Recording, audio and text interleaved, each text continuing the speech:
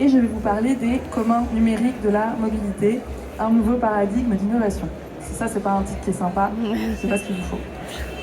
Alors d'abord, je commence par qu'est-ce qu'un commun? Combien d'entre vous savent ce qu'est un commun? La fabrique des mobilités? Bon, ok, vous comptez un peu. Il n'y a que la fabrique des mobilités qui sait ce qu'est un commun.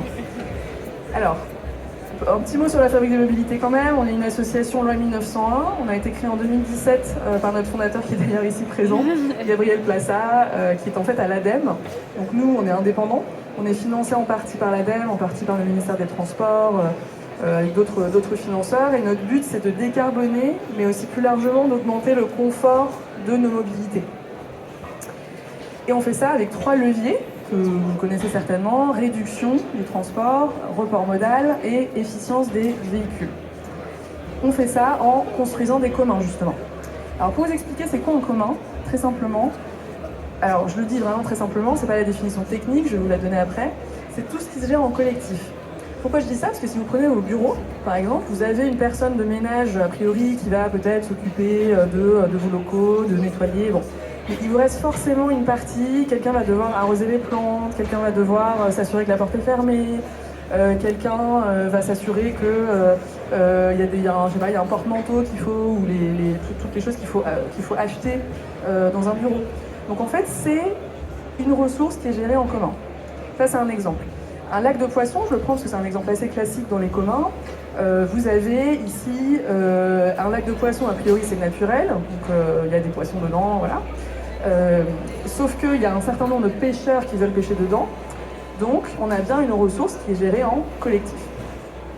Alors donc techniquement, je vous donne la définition d'un commun, une ressource autour de laquelle une communauté se déclare solidaire et interdépendante, avec une gouvernance, donc des règles sur cette ressource, définies par cette communauté. Donc en pratique, nous, de quoi on parle ici? Des communs numériques, ce que vous connaissez, hein, du code, des serveurs, des algorithmes, des données. Alors, qui ici connaît la tragédie des communs? Oui, vous connaissez.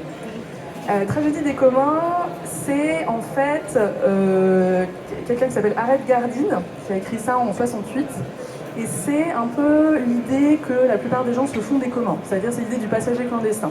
Je vous parlais de l'exemple des bureaux ou de l'exemple du lac de poissons, c'est se dire dans un bureau il y a toujours quelqu'un qui va jamais passer derrière la tasse de café renversée, quoi. Un peu, il y a toujours quelqu'un d'autre qui va le faire. C'est ça l'idée de la tragédie des communs.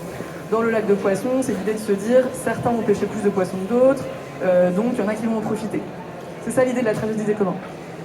Cette tragédie-là, elle est restée dans l'imaginaire collectif entre 68 et 90, en gros. Qu'est-ce qui s'est passé? Il y a eu ce qu'on appelle 2 résurrections des communs, donc selon Verdi et Murciano. La première, c'est une chercheuse qui s'appelle Elinor Ostrom, qui, en 90, a fait un énorme travail de recherche qui a démenti cette tragédie des communs. Et comment elle a démenti ça? D'une manière qui n'est pas très compliquée, qui consiste juste à dire qu'il y a des règles de gestion de la ressource en commun. Donc au lieu de se dire « Ah, mais les communs, tout ce qui est géré en collectif, ça ne marchera pas parce que de toute façon, il y aura toujours des passagers clandestins qui vont pêcher plus de poissons que d'autres », elle dit « Pas forcément. Si vous définissez des rôles et des manières de pêcher de façon soutenable, ça peut marcher. » Et elle a montré ça donc avec les homards du Maine, par exemple, aux États-Unis. Et c'est comme ça qu'on arrive aux 3 piliers qui sont vraiment la définition des communs que je vous ai donné. Donc un pilier communauté, on a toujours une communauté solidaire interdépendante, des gens qui se connaissent, une communauté qui est fermée, c'est-à-dire qui peut être ouverte, qui peut être open source, mais sur un commun numérique, mais qui en soi a des limites, des frontières. On a une ressource, le lac de poissons, le bureau, et on a des règles d'usage et d'accès à ce commun. Alors, d'où l'étude commun numérique de la mobilité.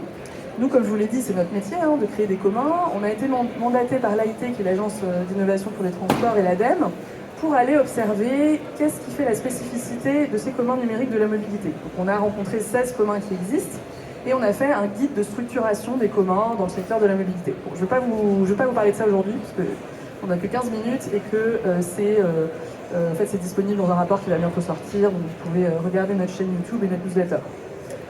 Qu'est-ce qu'on a ça c'est quelque chose que vous devez savoir pour que je puisse continuer après sur le réel changement de paradigme dans la mobilité que nous, on pense que les communs numériques de la mobilité représentent. 3 types de communs.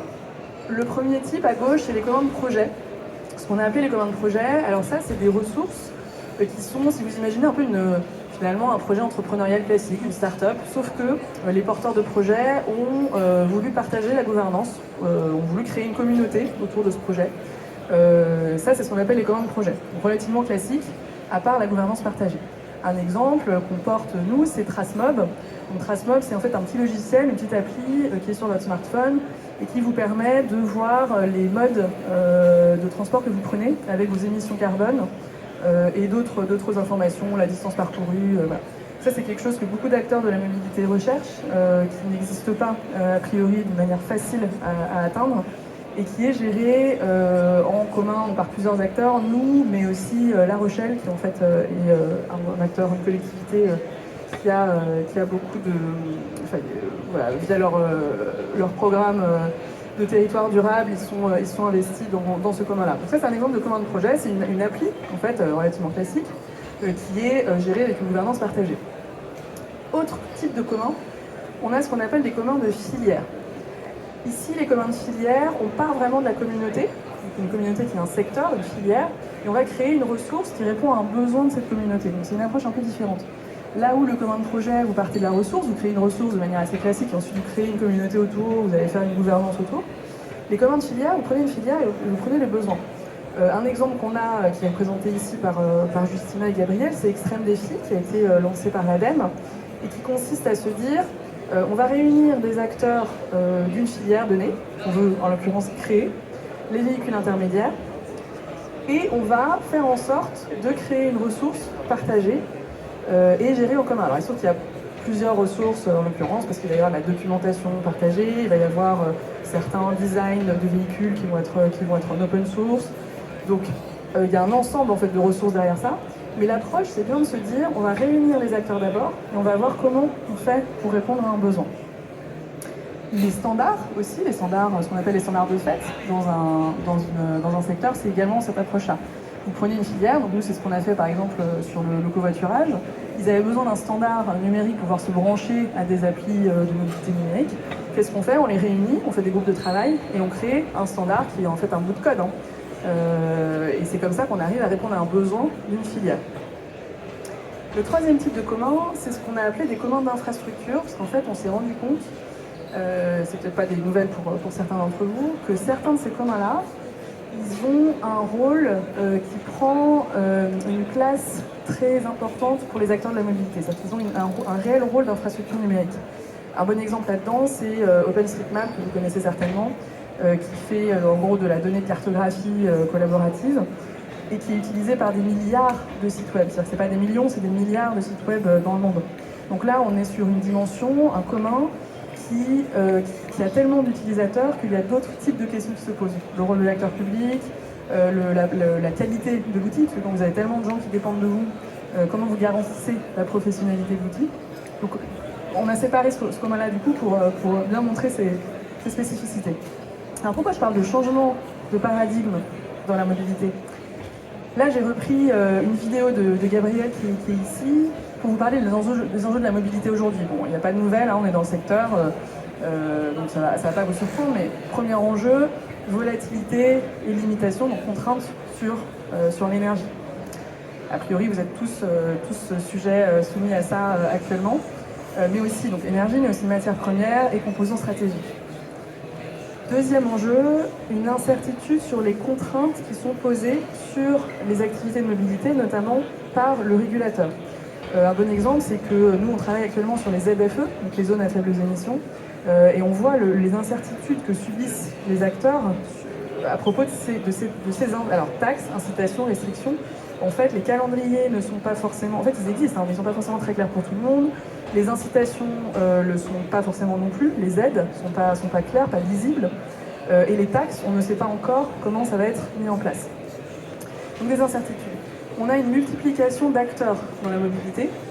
notamment via les nouvelles mobilités. Donc tous ces acteurs qui arrivent avec des mobilités actives, de tout ce qui est libre-service qui a quand même explosé, c'est relativement récent, c'est les années 2010, qui sont arrivés. Ça, ce sont des acteurs qui sont tous interdépendants, puisqu'on parle de mobilité, donc la personne, elle va pas prendre... elle voit pas les opérateurs derrière son trajet, quoi. Elle va prendre son vélo, ensuite elle va prendre son train, transport public, etc. Donc tout ça c'est interdépendant, avec une concurrence mondiale, qui est le contexte global. Autre enjeu, donc quatrième enjeu sur la mobilité, la digitalisation. Donc là aussi pas de surprise, donc pareil, je parlais de mass mobility as a service tout à l'heure, mobilité numérique. CityMapper n'existait pas il y a 10 ans. Donc le fait d'avoir votre information voyageur, votre trajet, votre paiement disponible sur un smartphone, ça c'est nouveau.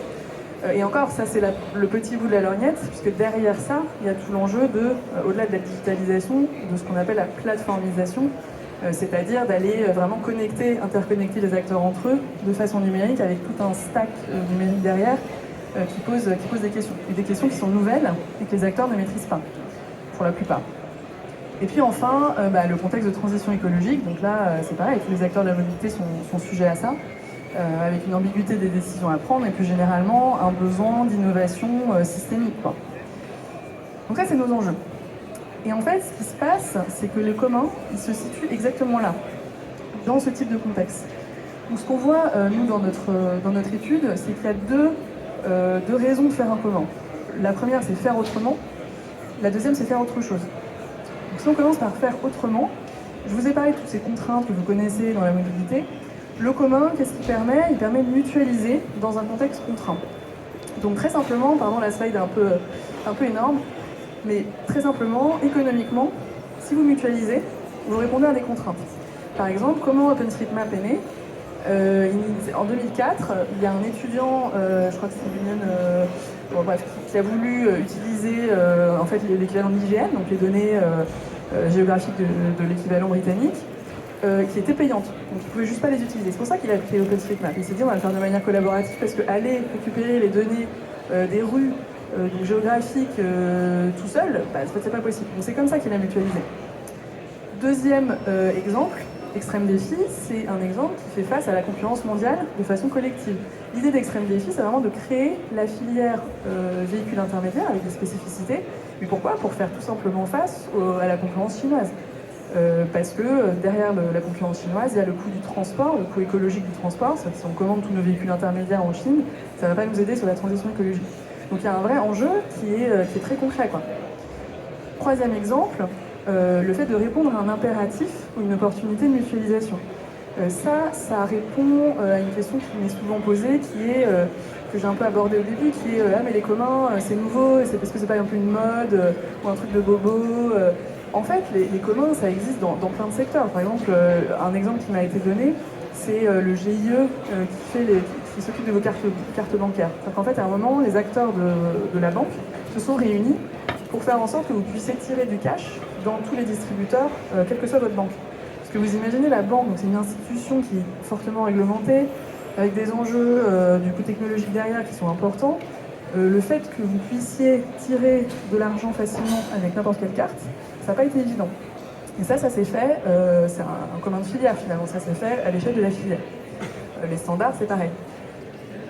Une autre manière de faire autrement avec les communs, c'est des enjeux de gouvernance, de souveraineté, de résilience.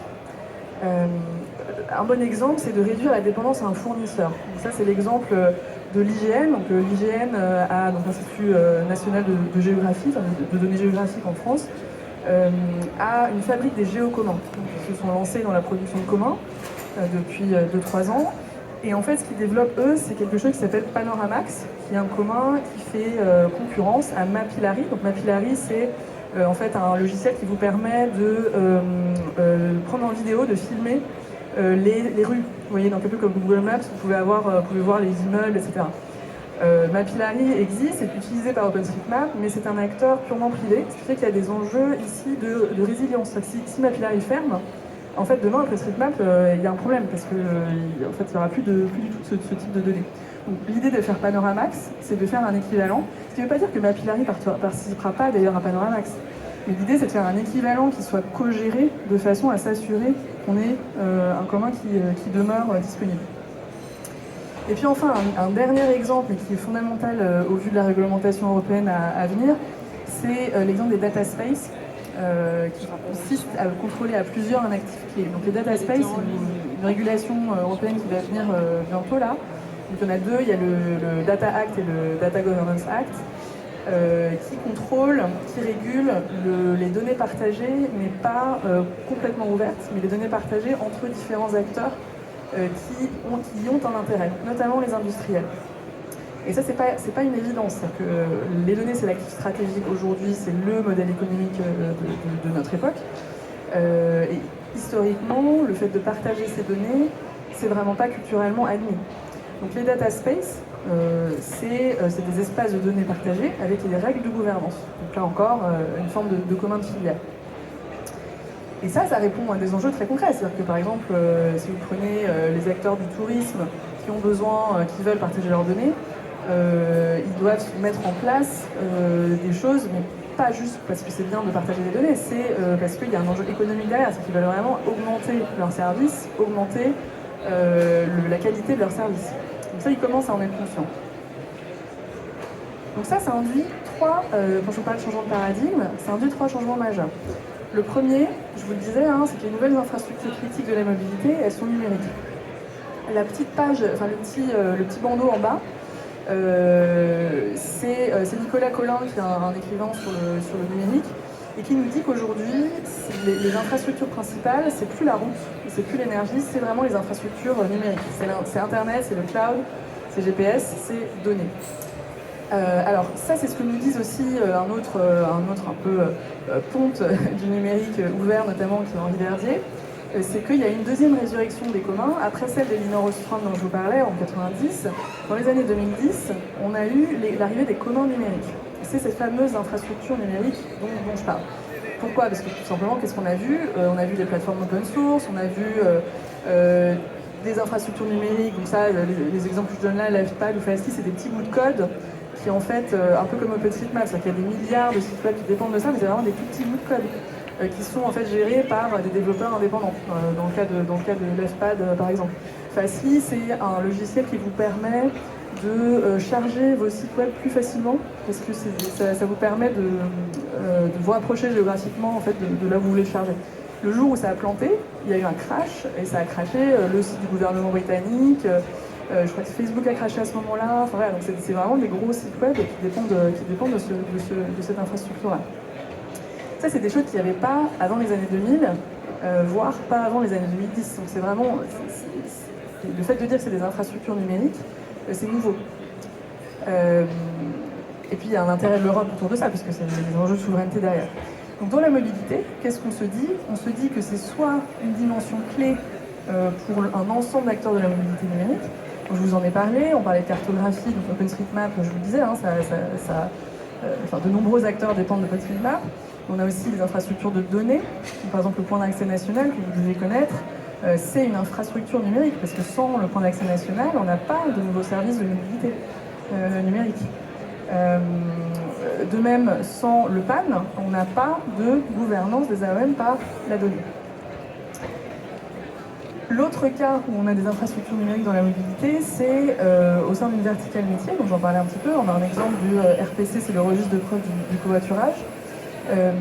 Pourquoi c'est une infrastructure? Parce que ça permet, en gros une couche technologique qui va vous permettre de contrôler qui a covoituré pour pouvoir vous attribuer notamment l'aide, si possible. Donc ça intéresse une verticale, la verticale du covoiturage. Idem pour les standards, on en a parlé, c'est les communs de filière. Donc il y a une arrivée des infrastructures numériques dans la mobilité qui n'est pas forcément comprise par l'ensemble des acteurs. Donc c'est un réel changement de paradigme. Derrière ça, qu'est-ce qui se pose comme changement profond? C'est une décentralisation, ou la question de la décentralisation de la gouvernance de la mobilité. Quelque chose qui est spécifique à la mobilité, que vous connaissez certainement, c'est que il y a un enjeu de gouvernance des mobilités sur le territoire. Il y a un enjeu de gouvernance publique.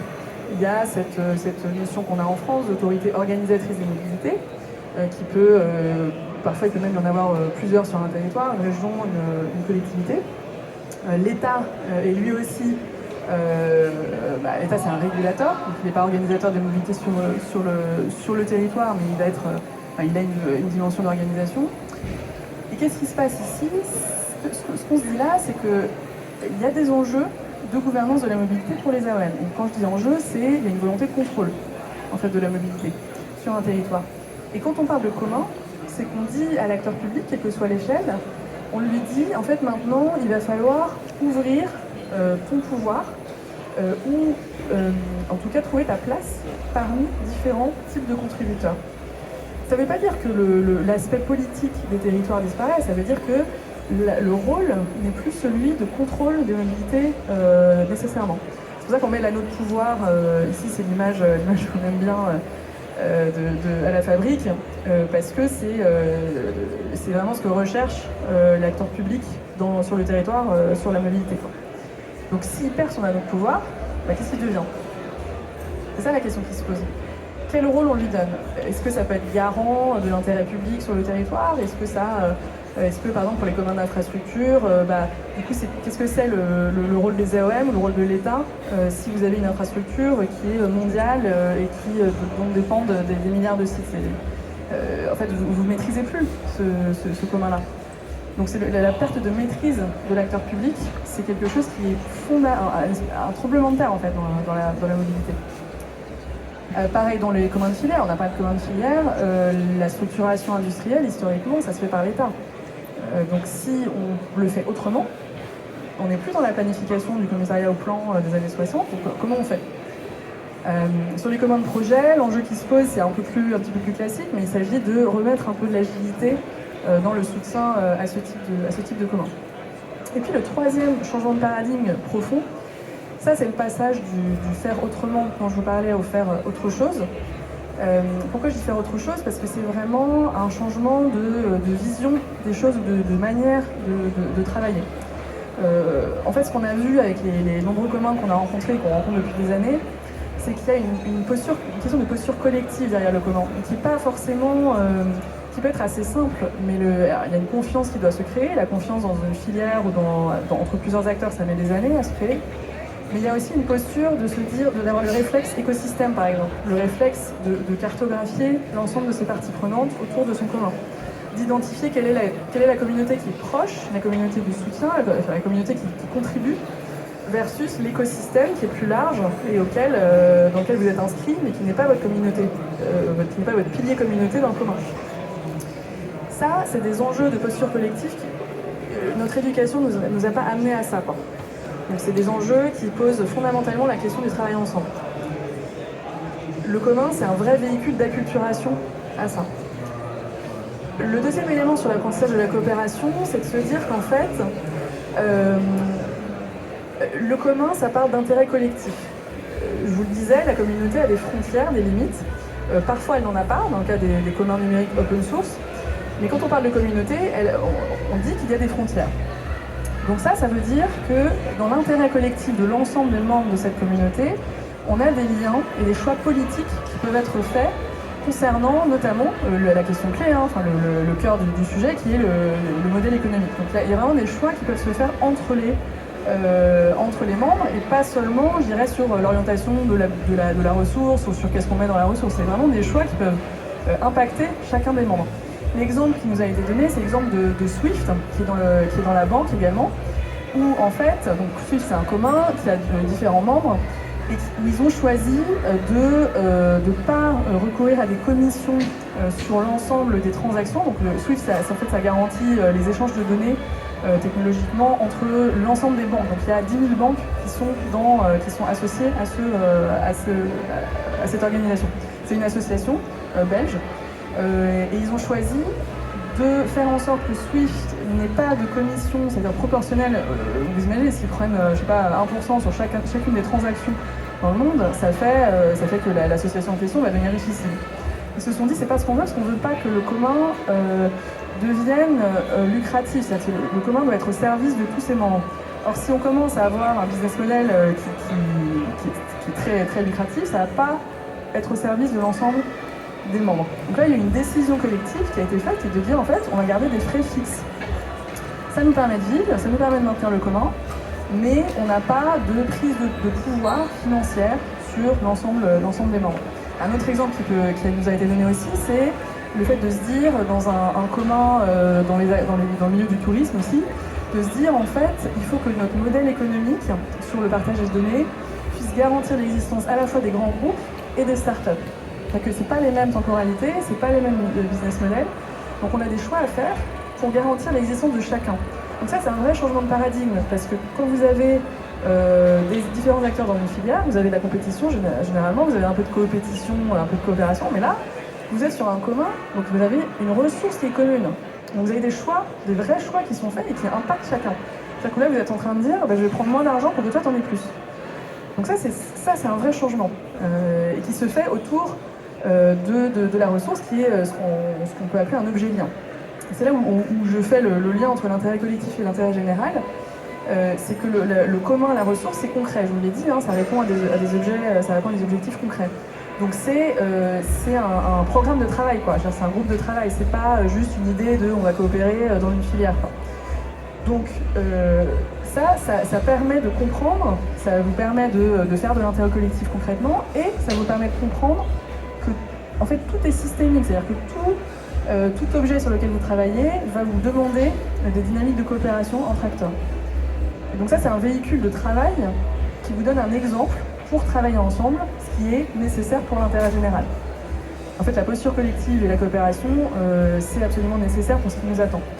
Donc la question qui se pose derrière, ce lien entre le collectif et le général, c'est finalement qu'est-ce qu'on veut faire du système de mobilité, est-ce qu'on veut vraiment un système voiture, est-ce qu'on veut un système multimodal, donc si je prends ces communs qui réunissent différents acteurs, qu'est-ce qu'ils veulent faire ensemble ?